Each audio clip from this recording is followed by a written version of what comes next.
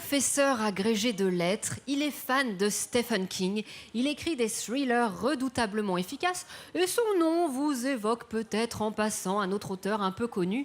Valentin Musso, bonjour. Bonjour. J'ai entre les mains votre dernier poche, Les Cendres froides. Est-ce que vous pouvez nous le pitcher ? Alors, c'est un policier, un thriller familial.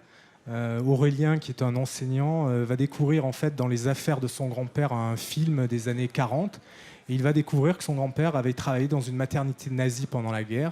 Et en fait, le roman, c'est justement cette recherche du passé et des origines familiales.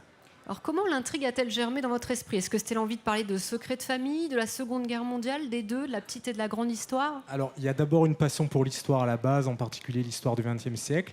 Et puis, oui, il y avait la volonté de travailler sur les secrets de famille. Et puis, je suis tombé un jour sur un article de magazine qui parlait des Lebensborn, qui sont ces maternités nazies qu'on commence aujourd'hui un petit peu à connaître, mais qui, encore 2-3 ans, dont on ne parlait quasiment pas. Et donc, dès que j'ai vu ce sujet, je me suis dit, là, je tiens mon prochain livre. Et justement, est-ce que vous êtes replongé dans cette page sombre de l'histoire, sur ces maternités à la vocation, on va dire, clairement eugéniste ? Oui, avec un problème, c'est qu'il y a très très peu d'écrits en fait. Il y a très peu de livres sur les Lebensborn. Donc ce que j'ai pu un peu grappiller, c'est essentiellement des témoignages d'enfants qui sont nés dans ces maternités. Des enfants qui parfois aujourd'hui ignorent encore d'où ils viennent. Donc il y a eu un problème en fait de source historique parce que j'avais très très peu de matériaux. Alors, vous êtes fait connaître, sinon les gens ne le savent peut-être pas forcément, grâce aux éditions Les Nouveaux Auteurs. Le principe, c'est que ce sont des lecteurs qui lisent et qui permettent de faire connaître ces manuscrits et donc leurs auteurs. C'est une sorte de, je ne sais pas si on peut dire, maison d'édition participative. Pourquoi est-ce que vous êtes passé par cette méthode-là, par ce biais-là ? Alors, moi, j'aimais bien l'idée justement d'être confronté directement au lecteur, de ne pas forcément passer par le système éditorial traditionnel. Et donc, ça m'a permis effectivement de me lancer de façon un peu alternative, de façon un peu plus originale.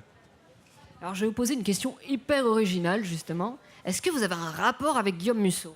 Pas du tout. Non, pas du tout. Donc, c'est votre frère. Est-ce que vous le lisez ? Est-ce qu'il vous lit ? Oui, on se lit. Il y a une curiosité parce qu'on est dans des genres extrêmement éloignés. Moi, je suis vraiment dans le polar noir, ce qu'il n'a jamais vraiment fait. Donc oui, on se lit avec un regard curieux. Est-ce que vous vous conseillez, par exemple, est-ce qu'il vous dit, tiens, injecte un peu de romance, et vous lui dites, injecte un petit peu plus de noir ? Non, on ne discute pas de nos livres, en fait. Non, non. On discute des livres des autres, de nos goûts littéraires, mais pas des nôtres. Et quel lecteur êtes-vous ? Est-ce que vous êtes justement un peu polar, un peu lecture noire, ou est-ce que vous êtes assez éclectique dans vos goûts ?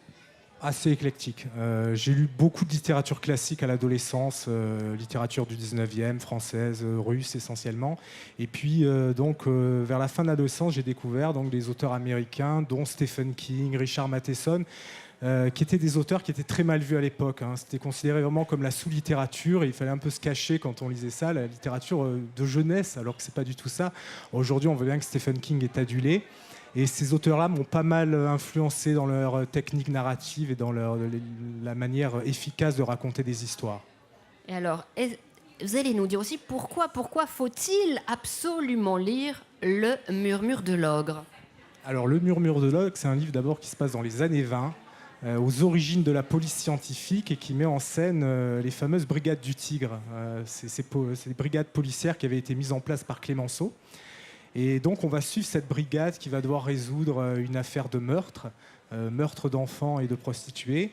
Et le livre, il a pour moi une dimension un peu familiale, personnelle, parce que c'est en partie basé sur les souvenirs de mon grand-père qui était adolescent dans les années 20 et qui, quand j'étais enfant, nous racontait des anecdotes, notamment sur l'aviation. Il avait grandi à côté des terrains d'aviation sur la Côte d'Azur et je les ai intégrés dans le roman à partir de ses propres souvenirs.